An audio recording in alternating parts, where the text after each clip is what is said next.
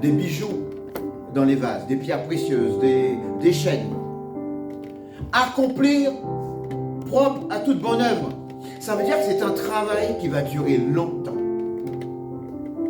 Il faut que l'Église d'aujourd'hui, ici ou ailleurs, l'Église universelle dans le monde, sur cette terre encore, doit se laisser travailler comme nous venons de le lire ici.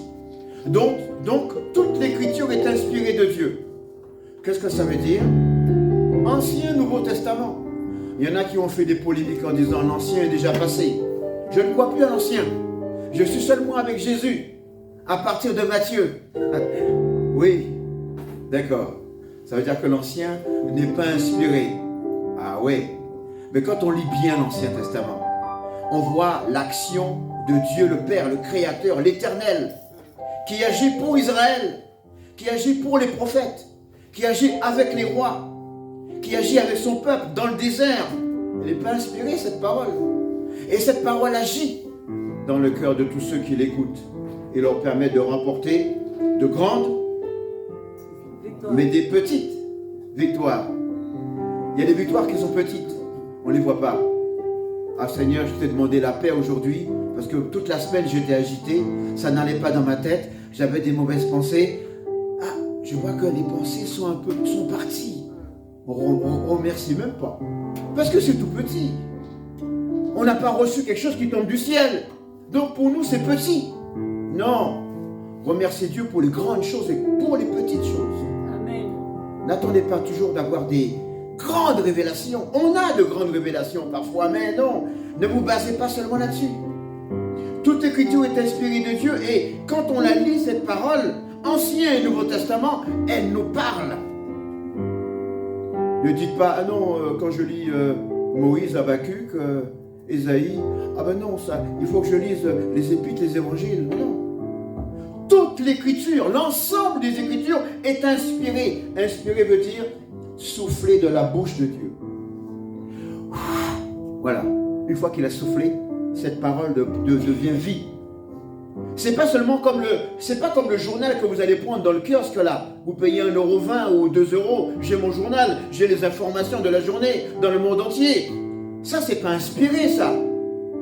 Mais quand vous prenez cette parole et que vous avez besoin d'une réponse, votre âme, votre esprit, vous attendez quelque chose de la part de Dieu. Quel que soit le verset que vous prenez, si c'est le Seigneur qui veut que vous puissiez tomber sur ce verset, le lire, il n'y a pas de hasard, hein? Elle est inspirée, elle va vous diriger. Alors, regardez un peu ce que cette parole doit faire dans l'Église. Et jusqu'au retour du Seigneur, jusqu'à l'enlèvement. Vous savez qu'il y a l'enlèvement. Vous le savez. Amen. Lisez Matthieu, chapitre 25. L'enlèvement. On ne va pas le faire, c'est juste pour que vous puissiez le noter pour ceux qui prennent des notes. Jusqu'à l'enlèvement, puisqu'on quitte ce monde, cette parole est inspirée. Et qu'est-ce qu'elle va faire? Elle va nous enseigner. Elle va nous convaincre. Elle va corriger. Elle va nous instruire dans la justice. Frères et sœurs, ne dites jamais « Je suis chrétien, je n'ai pas besoin d'être corrigé ». Tant que vous êtes dans ce corps de chair, regardez comme moi, ce corps de chair. Si on me coupe, il y a du sang qui coule. Si je fais un accident, il y a l'os qui sort. Je suis dans un corps fragile. Je suis dans un corps de péché. Vous n'êtes pas arrivé à la perfection. Mais avec cette parole, et avec l'aide de l'Esprit qui a inspiré cette parole, oui, elle va vous enseigner. Elle va vous convaincre. Qu'est-ce que ça veut dire convaincre? J'ai posé la question une fois à une église où j'avais apporté ce message. Même si j'apporte le même message, ce n'est jamais le même. Hein? Convaincre quelqu'un, ce n'est pas seulement pour le païen. Je veux le convaincre qu'il est dans le péché. Et il va quitter sa mauvaise voie. Convaincre aussi, c'est pour nous. Amen. Amen. Amen. On a besoin d'être convaincu parfois parce qu'on a des fois des idées. On croit que c'est Dieu qui nous l'a donné.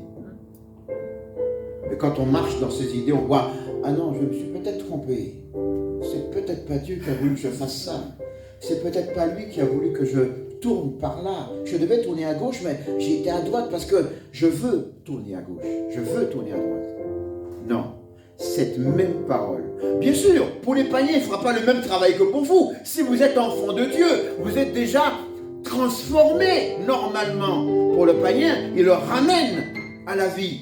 Puisqu'il était loin de Dieu, il y avait ce mur d'inimitié entre Dieu et lui. Le Seigneur vient briser ce mur. Nous, c'est déjà fait, nous sommes enfants de Dieu. L'évangile de Jean, chapitre 1er, vous connaissez ce texte. Mais il a quand même besoin, l'Esprit de Dieu a quand même besoin de nous convaincre. Convaincre, c'est vaincre quelqu'un. Convaincre. Vous saisissez le mot? Convaincre. Dans le mot convaincre, il y a vaincre. Je vais vaincre quelqu'un pour qu'il puisse arriver à aller dans la même direction que moi. Si je convainc quelqu'un, il va à gauche, moi je vais à droite, je ne l'ai pas convaincu. Il fait ce qu'il veut, moi je fais ce que je veux. Le Saint-Esprit nous convainc. Tourne à droite. Ne regarde pas ça. Ne fais pas ça. Ah Seigneur, j'ai envie, parce que depuis longtemps que je fais comme ça. Non mais change d'habitude, change. Ne garde pas les habitudes du passé. Vous voyez? Cette même parole, si elle n'était pas inspirée, elle ne sert à rien. Pourquoi vous avez la Bible alors? Pourquoi j'ai la Bible si elle n'est pas inspirée? C'est parce qu'elle est inspirée, soufflée de la bouche de Dieu, qu'elle peut me convaincre, m'enseigner, me parler, me diriger. Et me dire, ah non, non, là où tu as mis le pied là, enlève-le. C'est un mauvais chemin. Ce que tu penses faire, planifier, ne le fais pas, c'est un mauvais chemin. Réfléchis plutôt à cela, c'est lui qui nous dirige. On a tout le temps besoin d'être dirigé par la parole de Dieu, tout le temps. C'est une lampe. David va dire dans le psaume 110, 9, ta parole est une lampe à mes pieds, une lumière sur mon sentier. Lumière, c'est pour voir clair, c'est pas pour voir, c'est pas pour... Lumière me permet de voir ici qu'il y a un trou, de ne pas tomber dedans et de passer à côté. Si je tombe dans le trou avec la lumière, c'est qu'il y a un problème. La lumière n'est pas assez forte. La lumière va me permettre de voir qu'il y a un trou, de ne pas mettre le pied dedans. Mais ceux qui ne sont pas éclairés vont tomber dans le trou.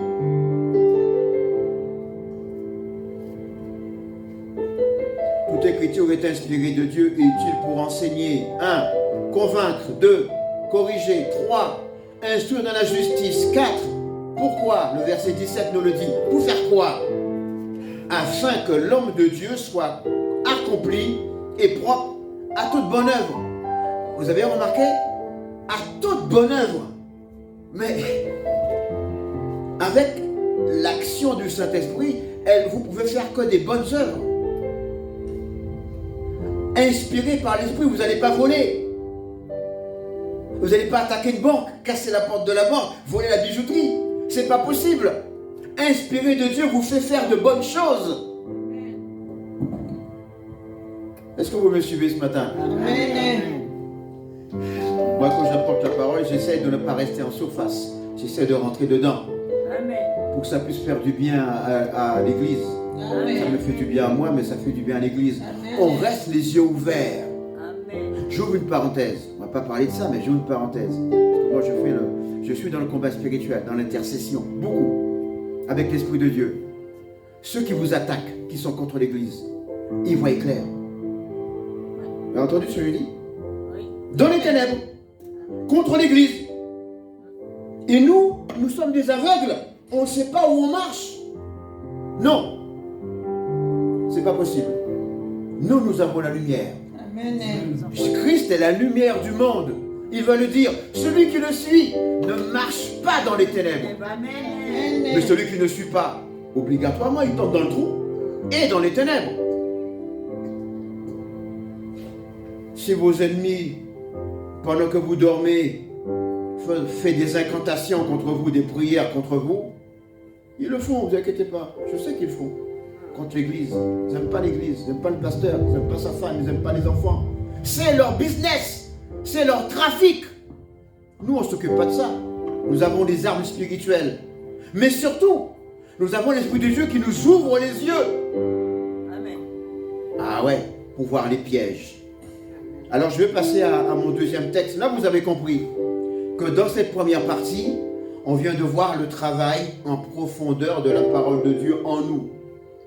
Elle va nous convaincre, nous enseigner, nous corriger, nous instruire, afin que l'homme de Dieu soit propre à toute bonne œuvre. Parce que toutes les pensées que nous avons, même pour l'Église, même pour l'œuvre de Dieu, elles ne sont pas toujours exactement bonnes. Non, il faut le confesser, il faut le dire. C'est pour ça qu'avant de faire des grandes actions, des orientations, la vision de l'Église, on prie toujours, on jeûne toujours. On se dit, mais Seigneur, dirige-moi. Je ne veux pas faire ce que je veux. Il y en a qui ne le font pas et qui demandent au Seigneur tout de suite, moi je veux que tu me donnes une grande église, 2000 membres. C'est bien d'avoir 2000 membres, moi je n'ai rien contre. 2000 membres, oui, mais il faut que tu sois capable avec ton ministère de gérer ça. Amen. Ah. Amen. Tu peux bien avoir les 2000 membres et ne pas le gérer. Chez toi, ça peut être comme l'aéroport de Paris, de Orly. N'importe qui rentre, n'importe qui sort. Moi, j'ai déjà vu ça ailleurs.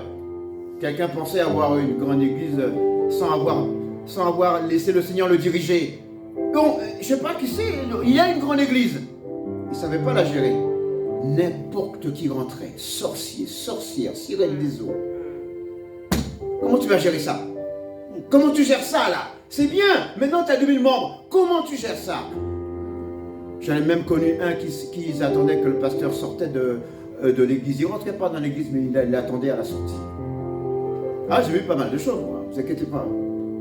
La vision de Dieu pour l'église, pour la moisson, c'est que le chrétien, l'enfant de Dieu, l'homme, la femme, soit travaillé.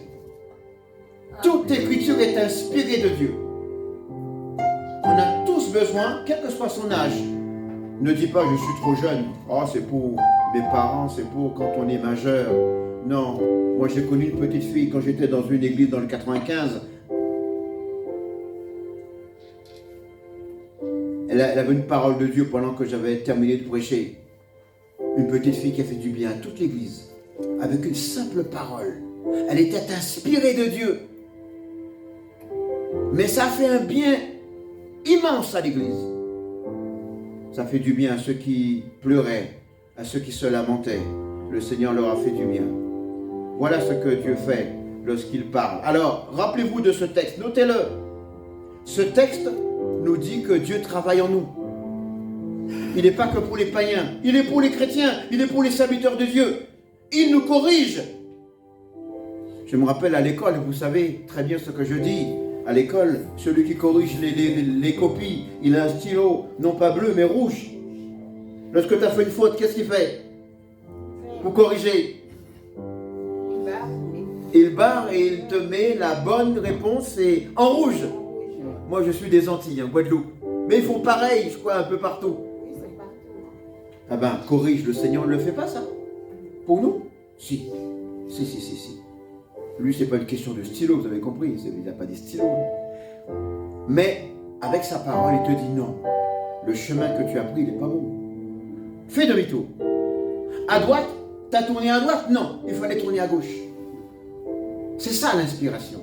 Et c'est ça qu'on a besoin. Toutes les églises dans le monde entier ont besoin de ça. Avant que Christ revienne, on a besoin de cela. Amen. Ceux qui pensent qu'ils sont déjà arrivés, tromperie, séduction de l'ennemi.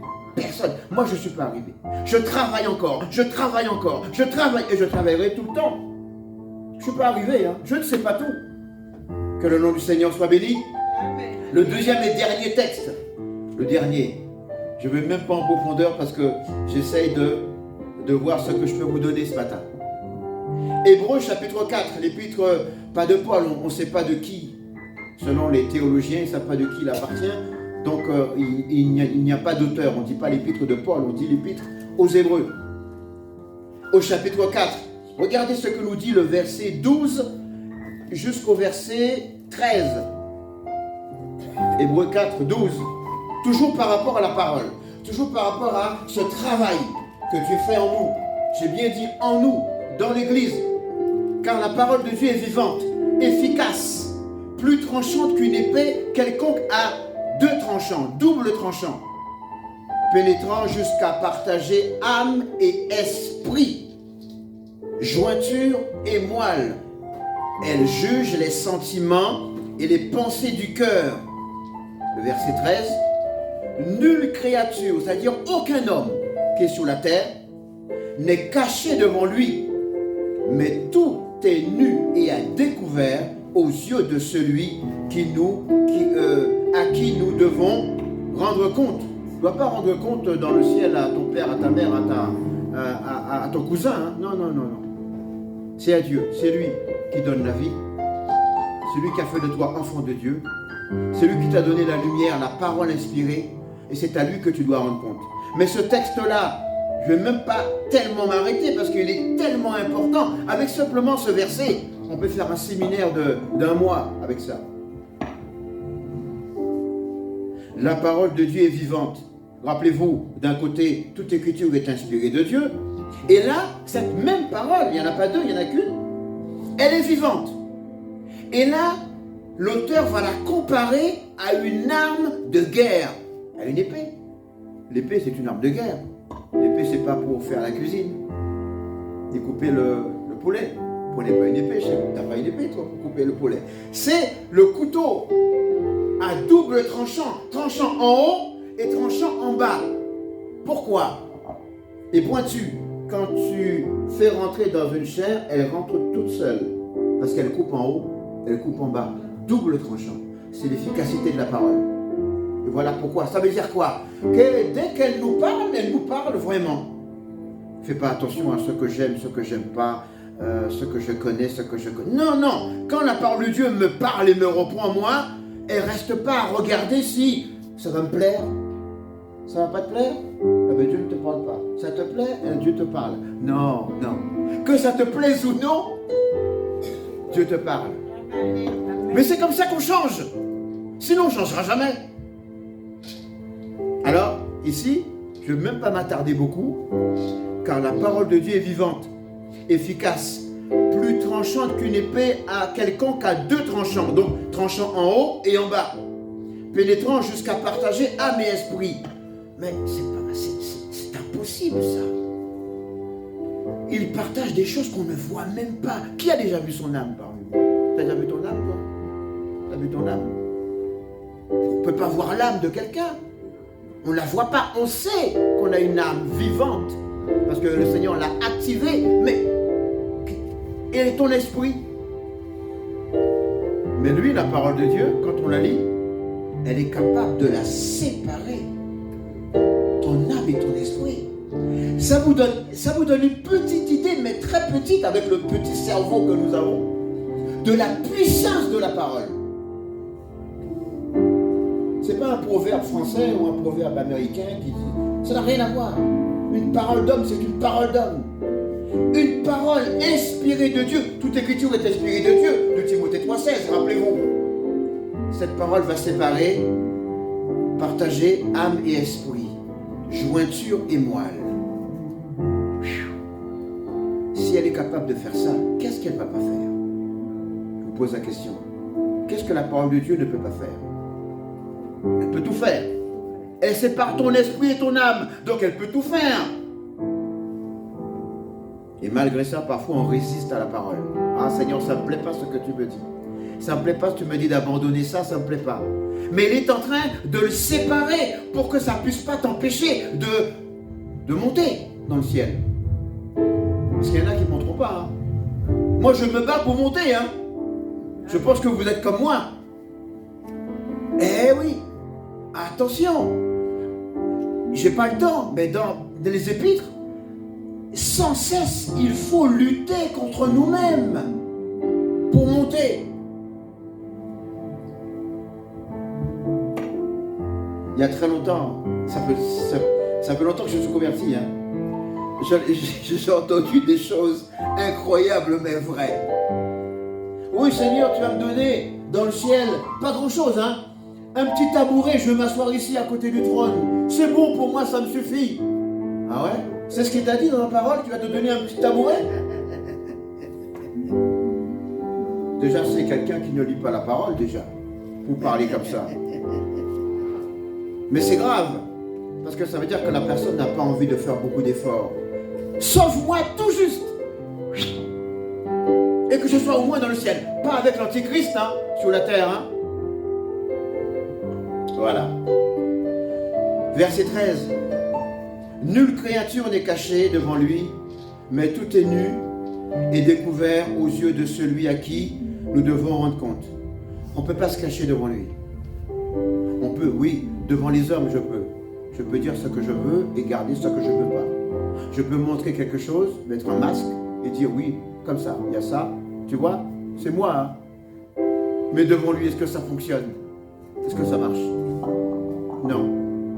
Et c'est là que l'on travaille, ce moi, son esprit. C'est là qu'on travaille son ego, son orgueil.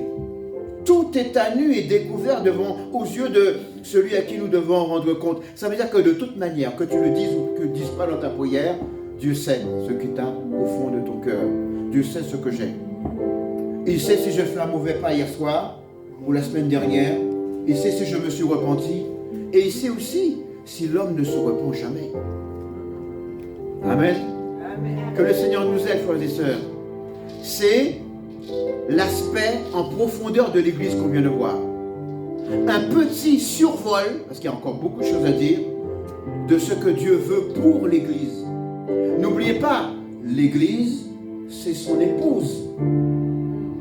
Et lui, c'est l'époux. Il est la tête de l'Église.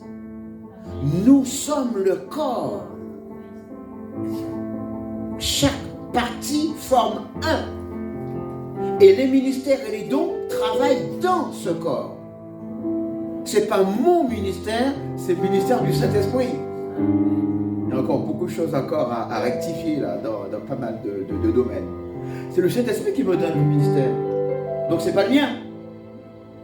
S'il me l'a donné, si vous me donnez une voiture, c'est un don. Maintenant, et après, c'est à moi. Mais c'est vous qui m'avez donné. C'est vous qui faites l'action. Mais là, c'est plus grand que les choses de ce monde. Que le Seigneur nous aide. Et n'oubliez pas, laissez-vous travailler. Laissez-vous transformer. Afin de ne pas courir en vain. Paul, on ne va pas le lire. Paul, il va le dire. De Timothée, chapitre 4, je crois, si ma mémoire est bonne. Il ne veut pas courir pour rien. Ah, surtout lui, avec ce qu'il a fait. Il a créé des églises. Formé des diacres. Mis en place des anciens. Exhorté. Il a été en prison. Il va courir pour rien? Ça sert à quoi? De faire tout ça pour Jésus et de voir que Jésus te dit, je ne te connais pas? Non, on ne veut pas qu'il nous dise ça. Je ne veux pas qu'il me dise ça. Je cours. Et je fais attention là où je mets les pieds. Alors la vie est difficile. Bien sûr que la vie est compliquée. On rencontre des gens qui sont compliqués, des gens qui nous font des problèmes. Notre propre famille peut vous faire des problèmes, bien sûr. Les amis, les faux amis. Mais malgré tout ça, il faut avancer. Amen. On a cette vision, on a cet objectif, on a ce plan divin. Seigneur, je te suivrai jusqu'au bout. Jusqu'au bout. Que le nom du Seigneur soit béni. Merci, serviteur, pour ce moment. Amen. Amen. Amen, amen, amen, amen. Acclamons pour la gloire de notre Dieu. Alléluia. Alléluia, alléluia, alléluia. Merci, Papa René.